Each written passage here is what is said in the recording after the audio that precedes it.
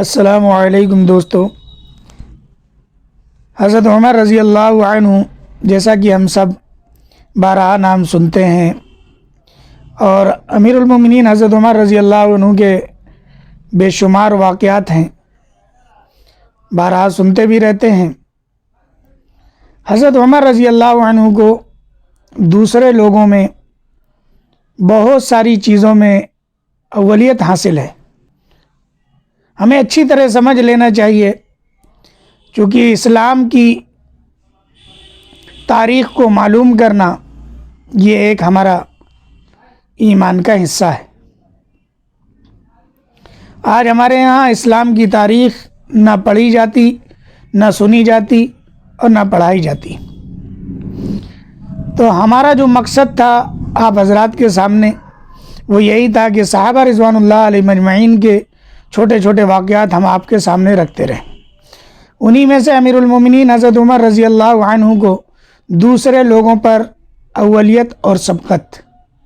سب سے پہلی چیز، امیر المومنین حضرت عمر رضی اللہ عنہ پہلے شخص ہیں جنہوں نے اعلانیہ طور پر ہجرت کی۔ آپ سے پہلے لوگ چھپ کر کے ہجرت کیا کرتے تھے۔ امیر المومنین حضرت عمر رضی اللہ عنہ پہلے شخص ہیں جن کو امیر المومنین کے لقب سے ملقب کیا گیا۔ آپ سے پہلے یہ کسی کو حاصل نہیں تھی۔ آپ رضی اللہ عنہ پہلے شخص ہیں جنہوں نے ہجری اور تاریخ مقرر کی۔ آپ سے پہلے کسی کو یہ سبقت حاصل نہیں ہے۔ آپ رضی اللہ عنہ پہلے شخص ہیں جنہوں نے قیام رمضان میں لوگوں کو جمع کیا۔ آپ سے پہلے کسی کو اس میں سبقت حاصل نہیں ہے۔ آپ رضی اللہ عنہ پہلے شخص ہیں جنہوں نے قرآن جمع کرنے کا مشورہ دیا۔ آپ سے پہلے یہ چیز کسی کو حاصل نہیں ہے۔ آپ رضی اللہ عنہ پہلے شخص ہیں جنہوں نے اپنے محافظ کو انعامات سے نوازا، یعنی آپ کے جو خدام تھے اور جو آپ کی حفاظت میں لگے ہوئے تھے ان کو انعام سے نوازا۔ آپ رضی اللہ عنہ پہلے شخص ہیں۔ آپ رضی اللہ عنہ پہلے شخص ہیں جنہوں نے نادار بوڑھے ذمیوں سے ٹیکس وغیرہ ساقط کیا۔ آپ رضی اللہ عنہ پہلے شخص ہیں جنہوں نے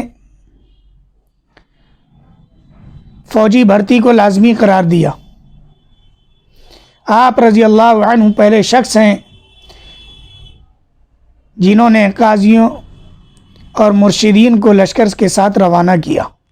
آپ رضی اللہ عنہ پہلے شخص ہیں جنہوں نے مکتوب شکل میں فیصلے کیے، یعنی لکھت طور پر فیصلے کرنے والے آپ پہلے شخص ہیں۔ آپ رضی اللہ عنہ پہلے شخص ہیں جو راتوں کو اٹھ کر کے لوگوں کے احوال معلوم کرنے کے لیے گشت کیا کرتے تھے۔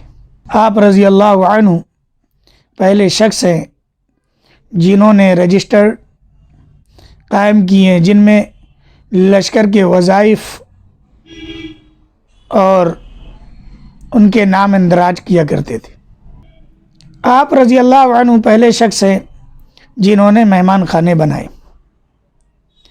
حضرت عمر رضی اللہ عنہ کو اتنی چیزوں میں عام لوگوں پر اولیت حاصل تھی۔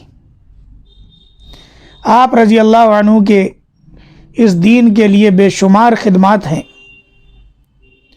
ہمیں صحابہ رضوان اللہ علیہم اجمعین کے ایک ایک واقعات کو غور سے سننا چاہیے۔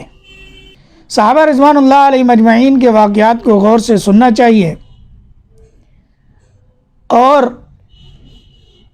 انہی واقعات کو ہمیں اپنے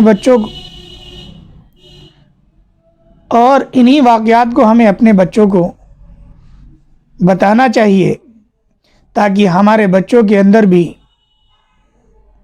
اسلام کے بارے میں معلومات حاصل ہوں۔ آج ہم نے اسلام کے بارے میں بتانا چھوڑ دیا، اسلام کی تاریخ کو پڑھنا اور پڑھانا چھوڑ دیا، تو ہمارے ہی بچے ہیں جن کو دوسرے مذہب کی باتیں اچھی لگنے لگیں۔ اس لیے صحابہ رضوان اللہ علیہ مجمعین کے ہمیں ایک ایک واقعات کو غور سے سننا چاہیے۔ یہ جتنی بھی چیزیں میں نے امیر المومنین حضرت عمر رضی اللہ عنہ کی آپ حضرات کے سامنے پیش کی ہیں، ان کو اچھی طریقے سے اپنے دماغ میں رکھنا چاہیے تاکہ لوگوں کے سامنے ہم بات کر سکیں کہ فوجی بھرتی کب لازمی قرار دی گئی، کہ یہ حضرت عمر رضی اللہ عنہ کے دور سے ہے۔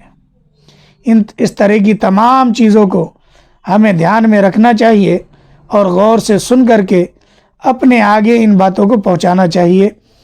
اللہ تعالی ہم سب کو عمل کی توفیق عطا فرمائے۔